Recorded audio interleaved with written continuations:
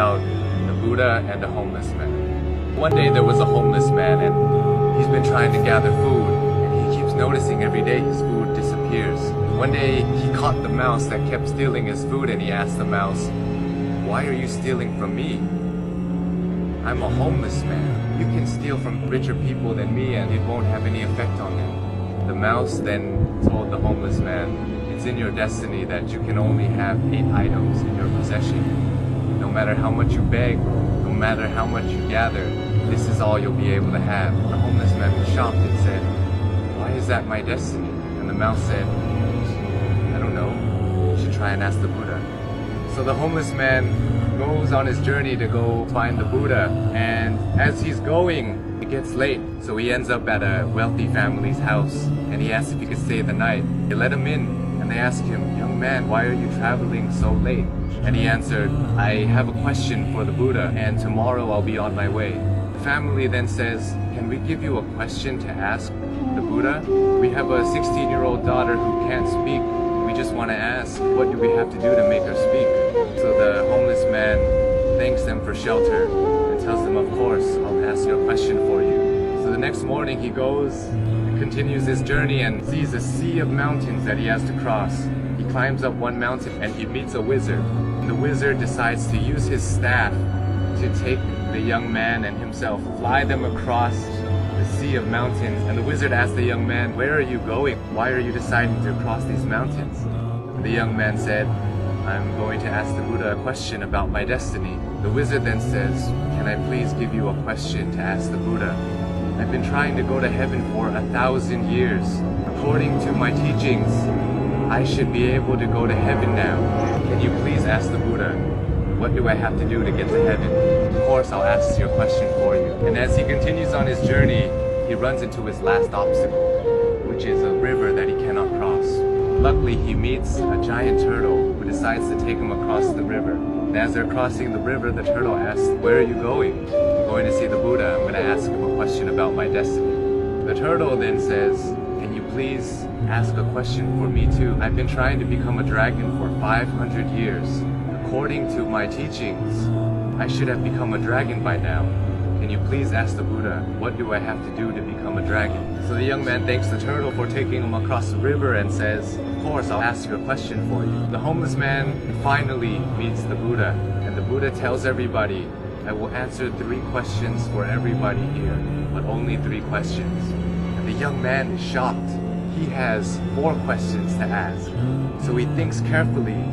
He thinks about the turtle. The turtle's been living for 500 years trying to become a dragon. The wizard has been living for 1,000 years trying to get to heaven, and that young girl is going to have to live her whole life being unable to speak. And then he looks at himself and he says, "I'm just a homeless beggar. I can just go back home and continue begging." So as he looks at everybody else's problems, his problem suddenly seems so small. So he feels sorry for the turtle, the wizard, and the young girl, and decides to ask all of their questions. So he asks the Buddha, and the Buddha answers. The turtle is unwilling to leave his shell. As long as he's unwilling to leave the comfort of his shell, he will never become a dragon. The wizard always carries his staff and never puts it down. It acts as an anchor, keeping him from heaven. And as for the girl, she'll be able to speak when she meets her soulmate. So the homeless man bowed to the Buddha and went on his journey back home. He reunites with the turtle and he tells the turtle, "Hey, you just have to take off your shell and you become a dragon." The turtle then takes off his shell, and inside his shell were priceless pearls found in the deepest parts of the ocean. And he gives it to the homeless man and tells him, "Thank you. I no longer need this because I'm now a dragon." He flies away. The homeless man reunites with the wizard on the top of a mountain and says, "Hey, you just have to put down your staff, then you'll be able to go to heaven." The wizard lets go of his staff by giving it to the young man. He says, "Thank you," and ascends to heaven. The young man now has wealth from the turtle and power from the wizard. He goes back to the family that gave him shelter And he tells them that Buddha said, your daughter will be able to speak when she meets her soulmate. And at that moment, the daughter came downstairs and said, hey, is that the man that was here last week?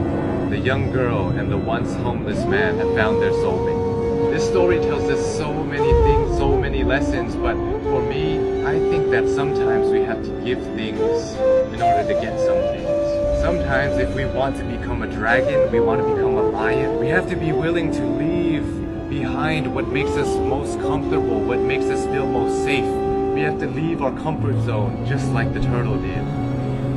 And in order to find true love, we must become somebody who is willing to put others before ourselves.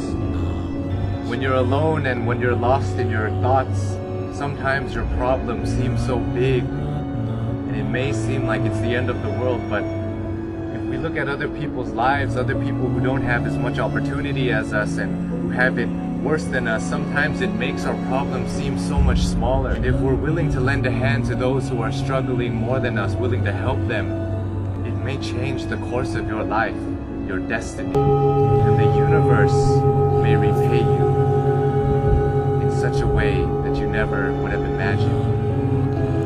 It will come back to you. All the good that you do in the world will come back to you. If you're going through hard times right now, I hope this story helps. My name is Sean.